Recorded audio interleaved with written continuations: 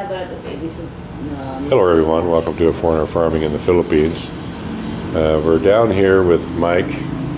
May's being really camera shy this morning. And of course, what's her name here? She's down here. And Adrian. And we're waiting for our Spanish omelets to show up. We're at Vedasto and we're going to have a nice little breakfast here. But it occurred to me that I've been hanging around with Adrian for 3 or 4 days, and I've never really even done a video specific to him, and never grilled him about what he's doing here in the Philippines and what's going on. I can tell you from the conversations that we've had, I mean, I have an immense respect for Adrian because he came here with no real plan, and that's okay. I mean, I often don't map things out as well, but the respect part comes in is that he came to a foreign land, not really knowing anyone other than Marcel and I, no real contacts. He wasn't coming here to meet a young lady or anyone else who could have helped him along in the logistics of getting around in the Philippines.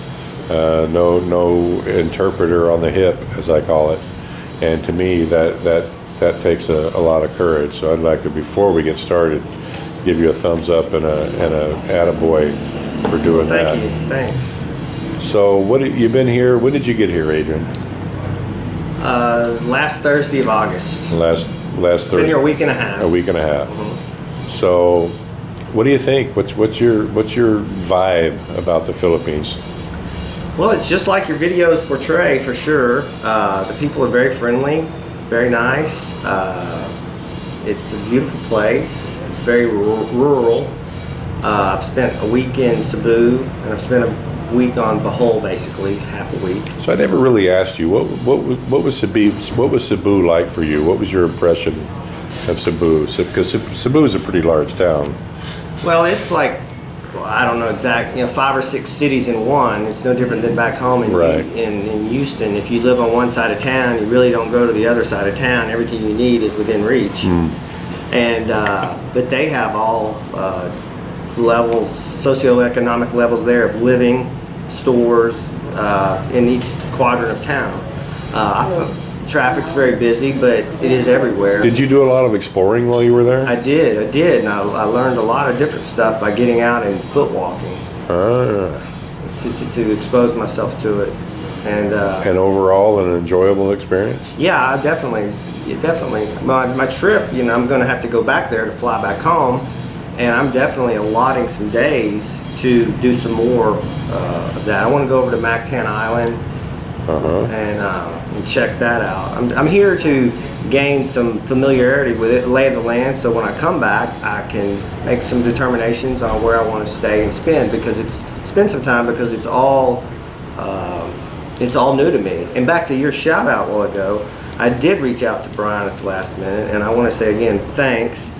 Like I said, I'm at the bus station. You think you could hang out for a little bit? Yeah. But I knew through his videos that he was somebody that was easy to get along with, likable, trustworthy, and this trip was on my bucket list, and he has made it happen. Well, it's been our pleasure. It's been our pleasure hanging around. So, how much longer are you here for? Till September 24th. September 24th. So, and today's what? 10th, 8th, 9th, 7th, somewhere, I don't know. So you're here for another 3 weeks. Yeah. Right. I know it's 8 now. So no real set schedule of plans of what you want to do. Zero. Just enjoy. I'm not here to really sightsee. I know they have some beautiful things. If I happen to be in that general area, I'll look at it. But I wanted to more entrench myself with the local community and people and learn and talk and see what it would be one of my main priorities was I wanted to see if this was a viable place for me to come and live 1 to 3 months out of the year, starting now, maybe more in the future, but to just see if that was everything I was hearing was true about the affordability, the friendliness of the people here towards a foreigner, to feel welcome. I don't want to be somewhere that I'm not welcome. Exactly. And everything is It's exactly that. So far, yeah. Exactly that. See, you're doing what I suggested in several other videos for people to do, that if you're interested in the Philippines, you have to come here first and see if it's something that you can deal with. It's something that you might want to, someplace you might want to live or perhaps retire. Because I think I've told you, the Philippines isn't for everyone. Some people would come here, and after a couple days they would run around screaming like their hair was on fire, and they would be on the next plane back home, never to return. But for some people like myself and other expats that are here, it's a great place. Right, and the thing of it is Bohol in Cebu and Davao, every city is, every island is so different than Vermont and Texas and California. It's right. The same thing. Exactly. It's like, am I even in the same country? Yeah, there's some common threads.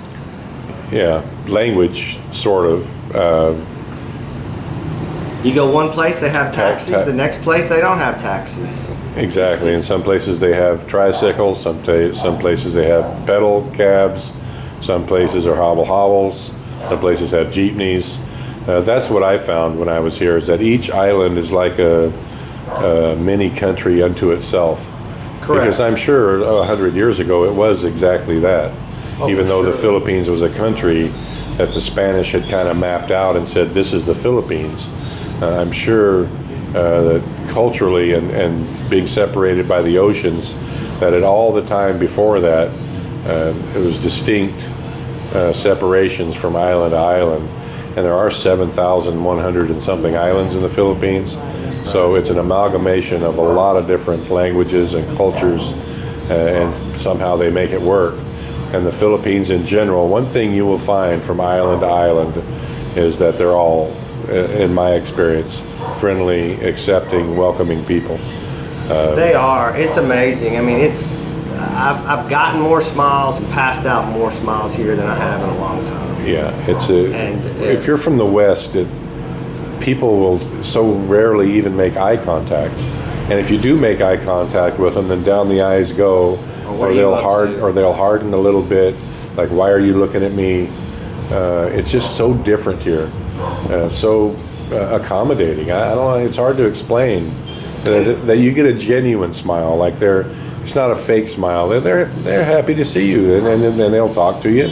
They'll talk to you. There's always readily available. You can find someone that speaks English. That was one of my concerns. I mean, you can go to Starbucks in Cebu and it looks exactly just like it does in Texas. Anyway, the whole menu, you would not know you were here. Right. The menu, everything's in English. Not saying it should be. It's nice to be able to understand it. Right. For me. Because, as I've said before, men of a certain age have a difficulty learning the language. Some pick it up real easy, but most of us, like myself, it's a slow process. I mean, and I'm not unopposed to that, but give me a couple of trips under my belt before I have to. Exactly. But another thing that was a concern, just conversation over coffee, is I was wondering how good my cell phone, Wi-Fi would be, being able to be connected with friends and family, relatives back home. Not a problem. Great. Not a problem. I mean, FaceTime all the time. It's like they're around the corner. Either through Messenger or Viber or WhatsApp. Or yeah. Any of them. So that's. And they all work fine. No problem. No issues with that. I've felt safe 100% of the time, and everywhere I've been, everywhere. Well, that's great. So you're thinking long extended vacations, which may at some point lead to a permanent retirement here? Correct. That's what I'm looking at, because it's interestingly enough, it's 101 to 105, 106 right now in Texas. I was needing a break from the heat, and I'm like I was telling somebody the other day, I'm 1,200 miles closer to the equator, and it's cooler here than it is back home. Yeah. And I love Texas. It's great. I just needed a break, and it's affordable. And I have the ability to get away from the house for whether it be 1 month, 2 months, 3 months, or split it up. Yeah. I want to come back in supposedly y'all's busy season, December through April. I'm hearing possibly might be a little cooler here also. That you're really entrenched in the rainy season during that time. I thought this was the rainy season. Well, I think now is the monsoon season, That's the word. and then the rainy season is a little bit later. It depends on who you ask, really. And really, it doesn't matter anymore because the weather patterns are changing so much here, year to year, and it's just getting drier and drier and drier. I mean, this so-called rainy season, we've had like 3 or 4 inches of rain, whereas last year at this time we'd had maybe 20. Well, I brought an umbrella, and I haven't used it a single time. It hasn't rained on me since I've been here. Right.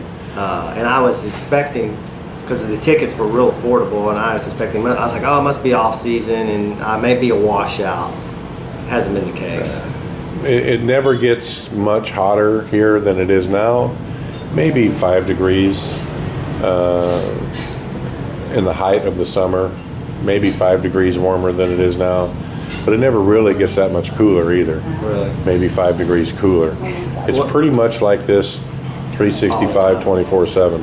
Something else I want to throw in is some of the, I don't know if you want to call them foreigners or expats, all of them that I've met here have been really nice to me, welcome me, Well, and share. and that, you I know, can't thank you enough. and that's something else, is that when, you know, as I say, Adrian has all my respect for coming here solo, winging it. But it is nice to end up in a place where there's some expats that aren't nut jobs. And I've heard from other expats that they're specifically in Thailand. There's some expats who have vlogs, and the expats in Thailand are they, from what I understand, are just a bit weird. That's my phone. Who could be calling me? It's Jeff. But we'll pick this up in a minute. So where were we? That was Jeff. I had to take that call. We're taking him to the pier today. He's going home shortly, so I had to take that call. But anyway, Adrian is well satisfied with the Philippines. I don't know how else to put it, and I'm happy for it, and I'm glad that we could help him along and provide whatever support that we could, even in just giving rides. And because I couldn't imagine. I couldn't imagine. It's not that I'm a sissy la or anything, but for me it would have been really daunting to come here just by myself with no contacts other than somebody at the end of an email. Only a week before I got here at that. Yeah. So what made you finally decide to pull the trigger and I'm just going to go? But I had been looking at it, staring at it for 10 months on the computer, thinking. And finally I just said, I'm going to go because the curiosity got me. And there's nothing. Let me think about that. There wasn't any one thing. It had just been eating at you. Curiosity. It's affordable enough. If I get there and it's not what I think, I can turn around and come back home. There you go. And exactly. now, so I scheduled my trip out for 28 days. So what happened is now I'm a week and a half into it, and I'm just like, man, I'm going to dread going home. Even though I like it there, but it's just, there's something to do. I mean, many of you guys have suggested go check out Dumaguete, and where it really wasn't on my radar, but now, right now, I think I'm going to go ahead and jump across and see. Because that's something else that I tell people who've never been here. Look around. Look around to other islands. You never know. Everyone's different. To me, Bohol is the place to be. Taliban is the place to be. But you're different than I am. You have different tastes, different experiences, different preferences. And so I tell people, go around, and if you come across a location that just smacks you in the face and says, "Call me home," then you found your spot. And the Philippines is like you say, it's a diverse country. There's lots to look at. And for most people, I mean, think about it. This could be where you would spend the rest of your life, off and on. It's a great place. Whether it's for vacation, I mean, I can still get some work done over the computer, and it's just nice. I just wanted to get away. But I had been like on the computer, like do a mash click and buy the ticket, do a mash click, and finally I said, I'm going. It's either going to be a good or bad. Well, it's met my expectations. Well, I'm glad. See, y'all are a big part of it. well, we're glad. Anything that we could do to help. So you're a builder back home? Yeah, I build custom homes and light commercial. Yes, Well, sir. breakfast is here. Well, I think we're going to be talking more to Adrian later, but by golly, breakfast is here, so it's going to be later. It's going to be later. Thank you, everyone. Please like, comment, share, and subscribe.